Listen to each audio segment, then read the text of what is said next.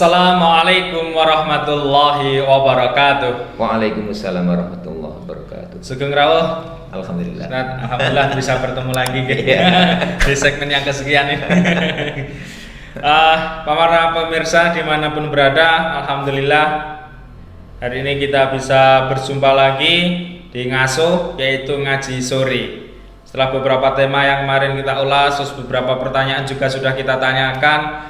Alhamdulillah hari ini nanti kita akan ngaji dan juga akan mencoba mengupas beberapa pertanyaan dari para pemirsa yang telah dikirimkan kepada panitia. Baik, untuk kajian pada sore hari ini nanti temanya adalah Nuzulul Quran. Oke, Ramadan ini kan identik dengan turunnya Al-Quran. Baik, langsung saja pemirsa, kita ngaji bersama beliau Kiai Haji Imam Nawawi. Kepada beliau disilahkan. Assalamualaikum warahmatullahi wabarakatuh. Waalaikumsalam warahmatullahi wabarakatuh. Alhamdulillahirabbil alamin wa bihi nasta'inu ala umuri dunya waddin. Assalatu wassalamu ala Muhammadin wa ala alihi washabbihi ajmain, amma ba'du. Nuzulul Quran. Nuzulul Quran itu adalah peristiwa turunnya Al-Quran. Ini kalau berbicara mengenai masalah nuzulul Quran, mungkin bagi kita sudah tidak asing lagi. Yang terbangun di mindset kita pasti surat Al-Alaq ayat 1 sampai dengan 5. Ya misalnya seperti itu.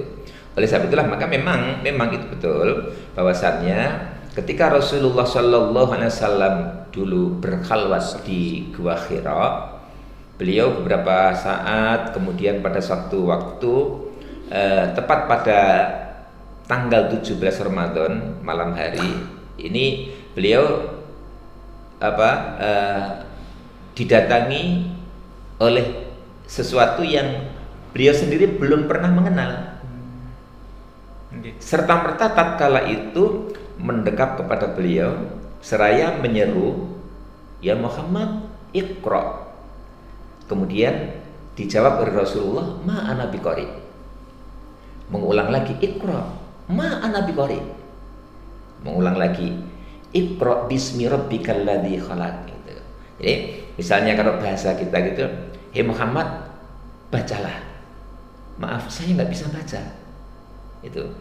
Kemudian diulang lagi, "Muhammad, bacalah." "Saya nggak bisa baca." Gitu. Kemudian baru yang mendekat beliau itu tadi melanjutkan, "Iqra bismi rabbikal ladzi khalaq." Bacalah dengan menyebut nama Tuhanmu yang telah menciptakan. Itu. Kemudian Iqra Iqra bismi rabbikal ladzi khalaq. Khalaqal insana min 'alaq. Yang menciptakan manusia dari segumpal darah. Itu tatkala itu beliau sama sekali nggak tahu siapa sebenarnya. Kemudian Iqra wa rabbukal akram. Dan bacalah, Tuhanmu lah yang maha mulia.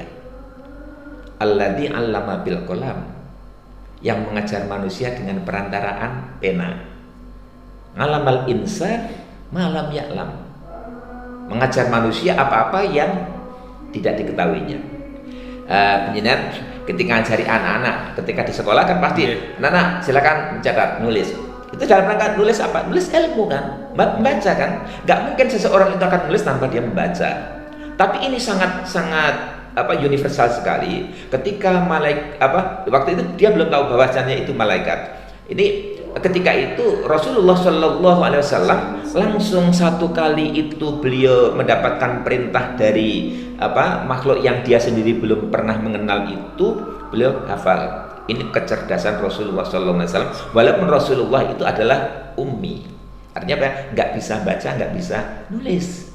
Kalau ada orientalis mengatakan, nggak bisa baca, nggak bisa nulis kok menjadi panutan. Itu kalau di era kita sekarang ini mau corai sok jadi pemimpin kan begitu. Dia beda dengan Rasulullah, itu semuanya itu atas bimbingan wahyu. Sehingga apapun yang dilakoni oleh Rasulullah Shallallahu Alaihi Wasallam, walaupun tatkala itu beliau belum menjadi Rasul, ini benar-benar dia merasa satu hal yang sangat ganjil yang ada pada dirinya. Kemudian setelah dia mendapatkan perintah Iqra bismi rabbikal ladzi khalaq, khalaqal insana min 'alaq, Iqra wa rabbukal akram alladzi 'allama bil qalam 'allamal insana ma lam ya'lam. Itu beliau langsung bergegas pulang menemui istri tercinta beliau, Khadijah al-Kubra. Ini. Kemudian sang istri pun juga kaget. Karena apa? Suaminya nampak begitu berkeringat dingin, kemudian segera diselimuti, dan segera Khadijah punya sepupu yang namanya Warokoh bin Naufal. Itu orang Nasrani, pengikut Nabi Isa ketika itu. Bahwasanya dia pun di kitab yang diturunkan kepada Nabi Isa alaihissalam itu ada dikabarkan, ada diinformasikan kelak akan datang seorang Rasul terakhir, Khatamul Anbiya wal Mursalin, penutup para nabi dan rasul. Dia bernama Ahmad, itu dari satu tanah yang tandus dan kering gitu. Nah, ketika itu Khadijah matur ke sepupunya Warokoh bin Naufal, ada apa gerangan yang terjadi dengan suamiku? Jawab beliau, demi Allah, yang hadir pada diri suamimu itu adalah namus. Namus itu bahasa mereka kala itu, namus. Dia adalah malaikat Jibril. Andai kata aku, namus itu Warokoh itu, andai kata aku nanti masih diberikan umur yang panjang oleh Allah, akulah orang yang pertama kali akan beriman kepada Muhammad, gitu.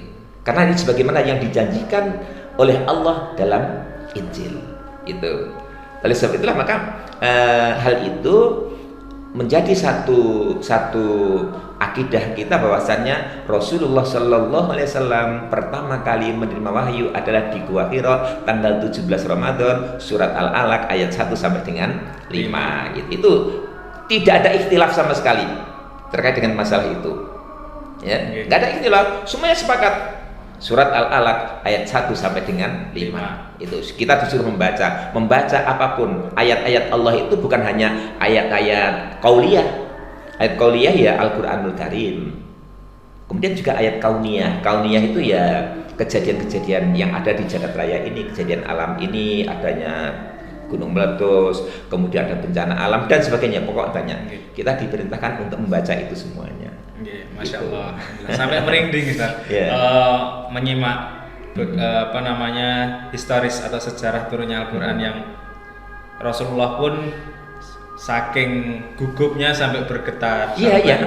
Mungkin kalau bahasa Jawanya, bahasa kita sampai jedindil. Ya memang beliau bener-bener kaget, bener-bener menggigil kedinginan, keringat dingin yang keluar, berkeringat tapi tubuhnya dingin gitu loh. Ini saking kagetnya, hukumnya. Masya Allah, luar biasa pemirsa. Begitulah sejarah turunnya Al-Quran. Lantas, nun sewu Ustaz, ini ada pertanyaan dari pemirsa, saya bacakan. Assalamualaikum, salam taklim Mbah Ustaz, nun sewu. Mumpung menika mlebet ing Sahrul Quran, menika kula nyuwun pencerahanipun. Ayat Al-Quran ingkang dipun turunaken Allah lewat malaikat Jibril kan Iqra. Iya. Al-Alaq dengan ayat pertama Iqra tadi. Iya. Namun kenging menapa ingkang kasrat wonten mushaf Al-Qur'an menika kawiwitan kalian surat Al-Fatihah. Pangapunten Ustaz. Gitu. Begitu susunan pertanyaanipun. Nggih. Kenapa logikanya kan? Logikanya kalau kita mengarsipkan surat begitu kan, mana yang datang duluan itu yang di awal nomornya, itu nomor yang awal kan gitu. Kemudian nanti yang belakangan ya belakangan. Ini terjadi satu keganjilan loh. Padahal surat Al-Alaq itu turunnya yang pertama. Tapi kenapa kok di dalam mushaf Al-Qur'an itu justru Al-Fatihah itu surat yang pertama?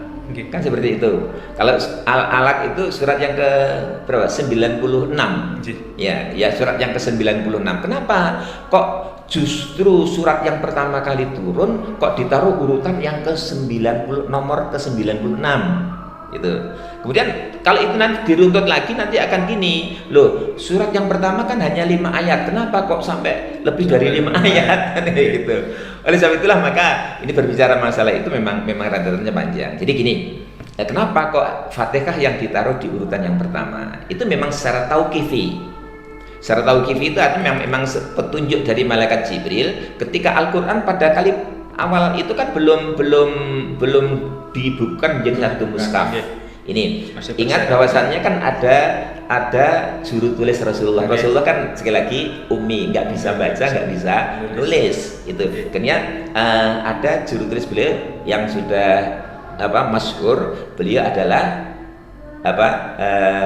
siapa? Zaid bin Thabit, ya. Zaid bin Thabit itu yang ditugasi oleh Rasulullah menulis itu. Yang memerintahkan juga Rasulullah, ini kamu taruh di sini, kamu taruh di sini, kamu baca, kamu taruh di sini gitu.